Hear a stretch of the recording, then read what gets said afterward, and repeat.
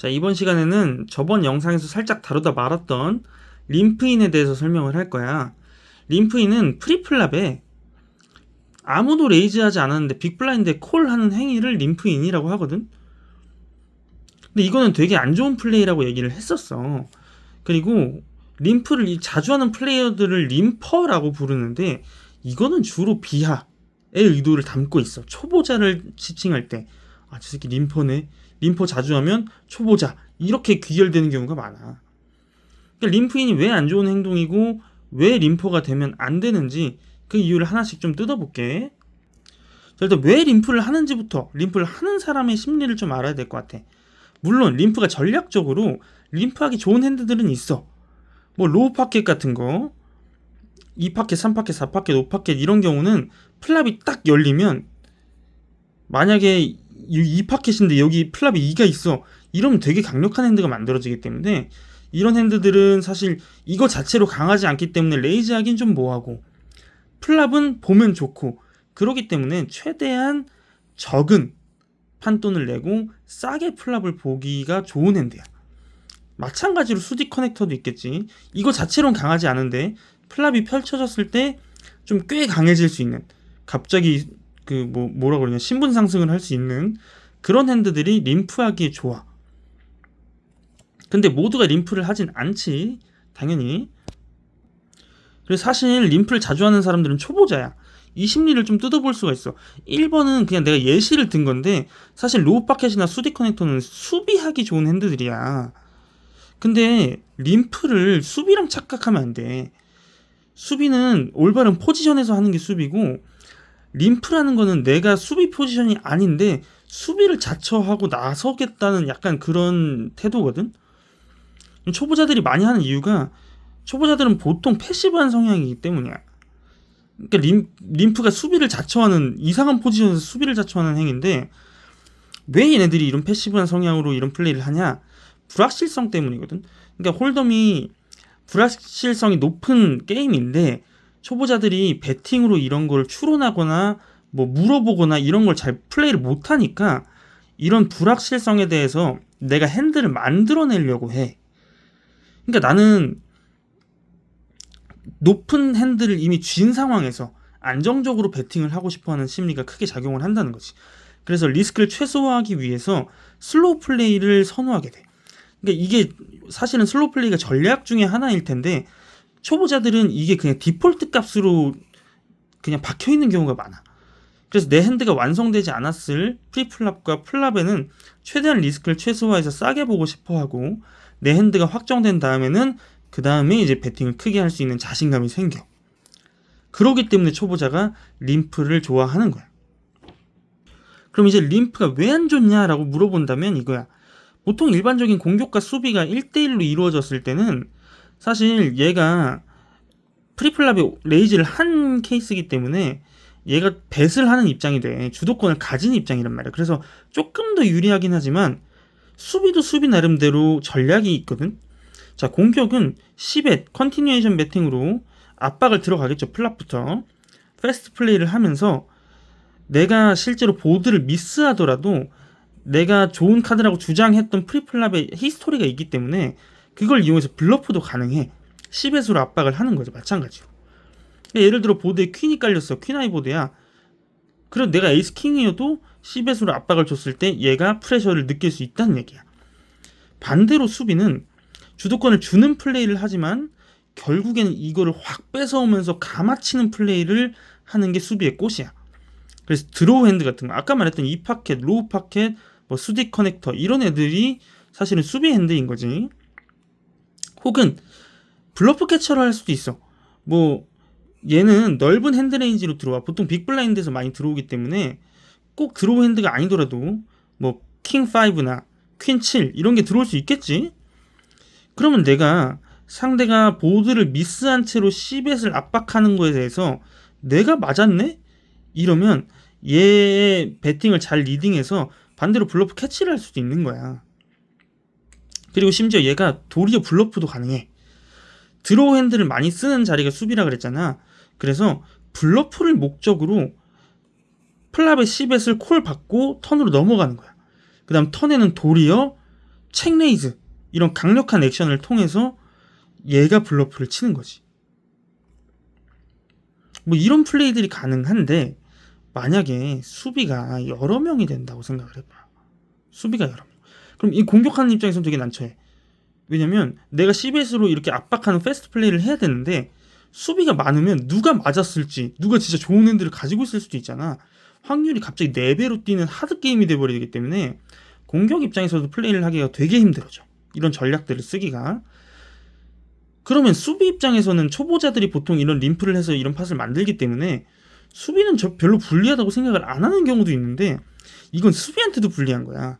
이게 1대4 구도로 보면 당연히 수비가 유리한 게 맞는데 결국에는 나 개인이잖아. 내가 수비 4명 중에 1명이잖아. 그럼 그 입장에서 보면 드로우 핸드로 책레이즈 같은 거 못해. 야, 4명 중에 누가 꽉 맞았을지 알고 내가 블러프성 세미 블러프를 쳐. 절대 안 되지. 블러프 캐치? 안 돼. 야, 내가 퀸 세븐 같은 걸로 퀸 맞았다고 블러프 캐치 할 수 있겠어? 여기 퀸 잭 있을 수도 있고 퀸 10 충분히 있을 수 있잖아. 그럼 블러프 캐처를 해서 얘를 잡았다고 쳐도 결국 돈은 얘가 먹어. 내가 돈을 먹지 못한다고. 블러프 캐쳐도 의미 없어요. 블러프 절대 안 되지. 지금 인원수가 몇 명인데. 그러니까 이거는 수비한테도 공격한테도 유리한 양상이 아닌데 이 수비를 하는 초보자 입장에서는 그냥 패를 보고 싶어서 뜨면 먹겠지 라는 심정으로 이런 판을 형성을 한다는 거. 자, 예시를 들어볼게. 이번엔 조금 인원이 많은 팟으로 갖고 왔어. 그래서 여기 포지션도 적어놨는데 스몰 블라인드, 빅 블라인드, 얘가 UTG까지는 전 영상에서 설명했지. MP는 미들 포지션, LJ는 로우 잭, 얘는 하이 잭, 얘는 컷오프라고 하는데 이것들은 그냥 포지션의 이름입니다. 궁금하면 유튜브 찾아보세요. 자, 그래서 이렇게 돌아가는데 자, 상황을 봐봐.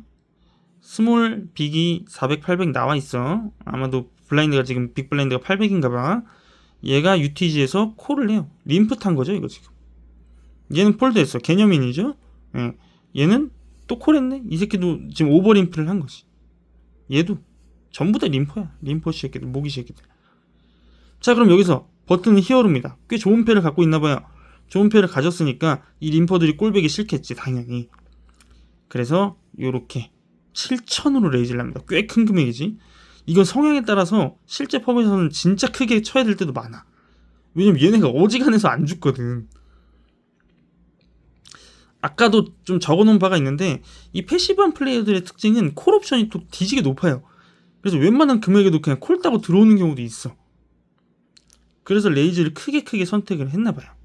자, 요렇게 요런 거를 이제 전문용어로 아이솔레이션 벳이라고 하는데 내가 적어놨나? 안 적어놨네요.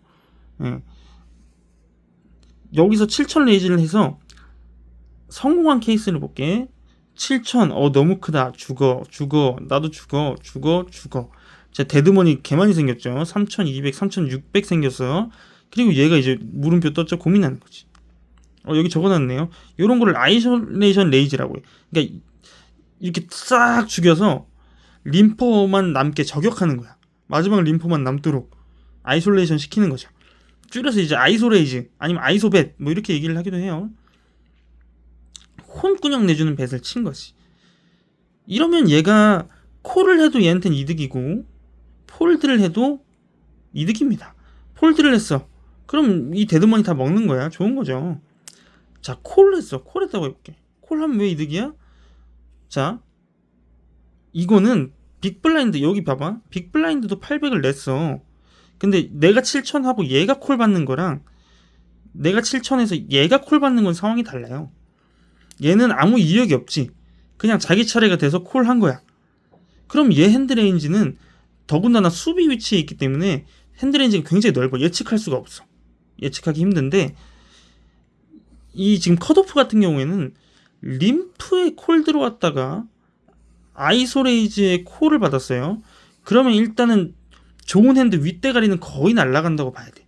이게 바로 마지널 핸드죠. 진짜 마지널한 핸드로 지금 들어왔다는 거니까 얘보다는 핸드레인지를 좁혀서 추리할 수가 있으니까 지금 얘가 콜 받는 상황은 빅블라인드가 콜 받는 상황보다는 정보가 많은 상태로 시작할 수 있다는 거지. 근데 이건 성공 케이스예요. 이러면 얼마나 좋아. 자, 실패 케이스를 좀 볼게요. 이건 좀 당황스러운데 봐봐. 7천을 날렸지. 얘는 죽었어.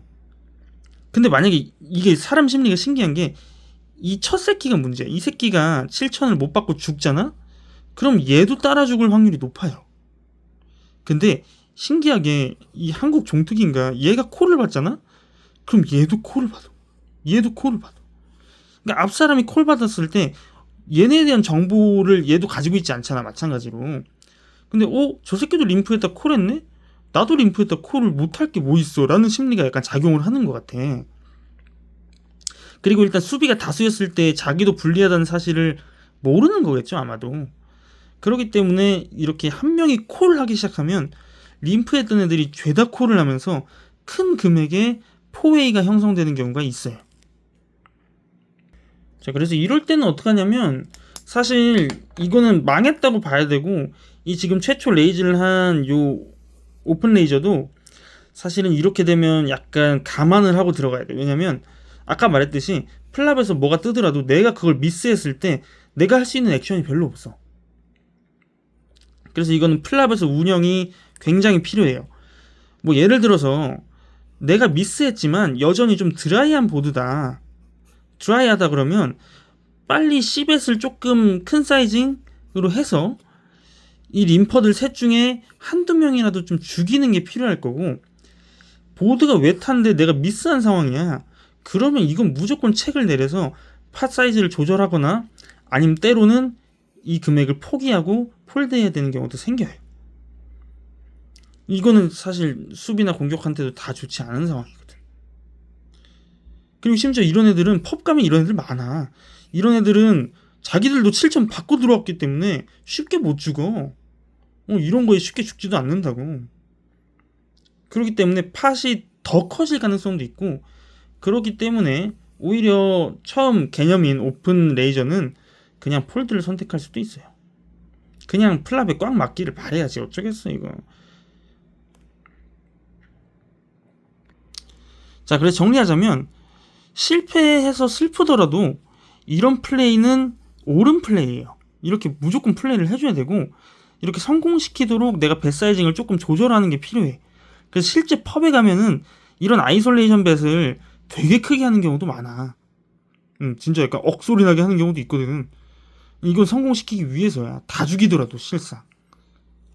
처음에는 초보 때는 왜 이렇게 다 죽을 건데 왜 레이즈를 이렇게 크게 해? 라고 의심이 갈 수도 있는데, 실패 케이스를 보면 답이 나와요. 이거는 더 이상은 내가 운영이 약간 힘들어지고 너무 불가능해질 정도로 그냥 운으로 떠먹기 판이 되기 때문에 이런 걸 방지해서라도 아이소벳을 좀 크게 하는 게 좋습니다.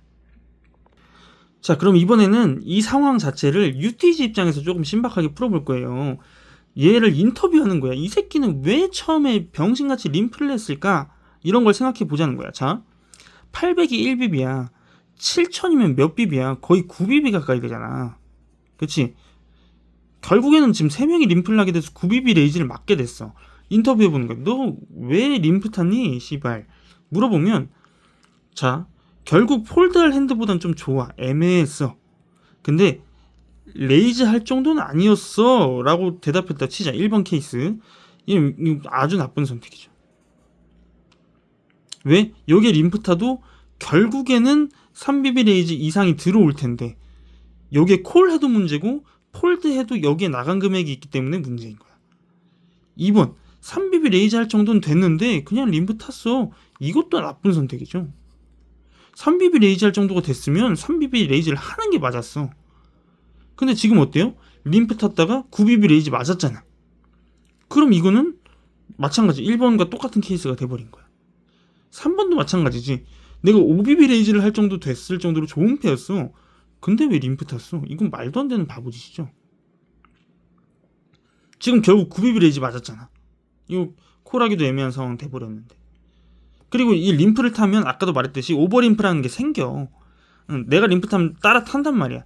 그렇기 때문에 내가 상대 레이즈에 여기서 그냥 콜을 따기도 되게 애매한 상황이 생겨버린단 말이야. 아까 말했잖아. 콜 따면 다 콜 딴다니까? 그럼 내가 폴드하는 수밖에 없어, 옵션이. 그럼 지금 내가 5bb 레이즈 할 정도의 핸드로 왜 도대체 림프를 타냐 이거야. 자, 4번의 경우 얘도 당연히 나쁜 핸드겠지만 전략적으로 이 플레이를 선택했다면 좋은 플레이가 될 수도 있어.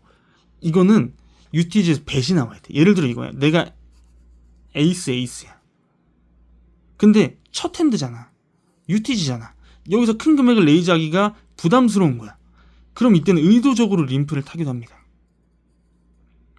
그럼 림프를 타서 쭉 돌잖아? 그럼 아이소벳이 나오겠지. 큰 금액으로 나오겠지. 여기에 리레이즈를 감는 거야. 여기에다가. 그럼 걱정할 거 없지. 뒤에 플레이어도 걱정할 거 없어. 얘가 아이소 레이즈에 리레이즈를 감았는데 얘네 다 폴드지. 그러면 큰 팟으로 1대1 매치가 형성되면서 UTG 플레이어한테 좋은 방향으로 이끌어갈 수 있겠죠. 이거는 전략적인 림프고 요거는 아주 강력한 레인지입니다. 림프레이지 뭐라고 했니 내가? 림프레이지. 림프 친 다음에 나오는 아이소벳을 이용해서 리레이지를 되감는 아주 강력한 플레이죠. 요런 전략을 사용했다 그러면 오케이, 인정. 그러니까 림프도 전략적으로 사용될 가치는 충분히 있어. 근데 요런 생각 없는 림퍼들이 그냥 문제인 거야. 습관성 림프, 게임에 대한 이해도 없이 하는 림프. 림프인이 굉장히 중요한 개념이기 때문에 말이 계속 길어지고 있는데 마지막으로 요것만 할게요. 자, 그러면 림퍼들 입장에서 이거야. 히어로 같은 저 새끼만 없었으면, 저렇게 7000 레이저는 저 새끼만 없으면 괜찮은 거 아니야? 라고 생각하는, 아직도 내 말을 이해 못한 친구들이 있을 텐데, 자, 그럼 봐봐. 히어로가 없었어. 그럼 림프에 빅블라인드 책 굿 하고 림프 팟이 형성이 돼요. 아무도 공격수가 없는 수비수들만 가득한 판이 되는 거야. 양상을 한번 볼까? 아무도 보드를 안 맞았을 신기한 경우, 혹은 바텀 페어나 애매하게 맞아서 배팅하기 어려운 경우 책으로 모두가 오픈됩니다. 아무도 이득 본 사람이 없죠. 그냥 떠먹기 해서 한 명이 그냥 푼돈 가져가는 거야. 나 혼자 사연이 엮였어. 사연이라는 건 뭐 보드가 맞았다는 얘기겠죠. 나 혼자 패가 만들어졌다는 얘기야. 그럼 뭐해? 나머지들 다 사연 없는데. 이 경우도 수익을 내기 어렵죠. 둘 이상 사연이 붙잖아요. 갑자기 림프팟은 폭발하기 시작합니다. 이게 공격을 주장한 사람이 없이 수비수들만 가득한 판에서 레이즈가 나오기 시작하면 이 레이즈에 대해서 근거를 잡을 수가 없어. 히스토리가 없기 때문에 얘 뱃을 어디까지 블러프고 어디까지 믿어야 되는지 모르기 때문에 내 카드를 주장하기 위해서 계속된 뱃이 커집니다. 판이. 그리고 공격수가 있으면 공격을 주체하는 사람이 있다는 거니까 얘가 압박도 했다가 상대가 세해. 그러면 체크로 팟 조절도 했다가 이렇게 한 명이 좀 유연하게 하면서 수비수는 따라가고, 이런 플레이가 돼야 팟 조절이 되는데, 이런 경우는 공격수가 없기 때문에 이렇게 한번 터지기 시작하면 팟 조절이 없이 그냥 올인까지 가는 경우도 있어. 그러면 뭐 그냥 운 떠먹기야. 림프팟은 기본적으로 운 요소가 커져요. 운영 요소가 없어. 그럼 여기서 그냥 높은 놈이 이기는 거예요. 이런 플레이를 하고 싶다라면 그냥 혼자 물 떠놓고 기도하면 되는 거고, 이건 전혀 홀덤이 아니고 뭐 운영을 하기가 힘든 게임이다. 그리고 이런 림프팟은 한 명이라도 정상인이 박혀있으면 성립이 되지 않기 때문에 림프는 어쨌거나 손해만 보는 행동이라는 거지. 자, 여기까지 림프인에 대한 내용이었습니다.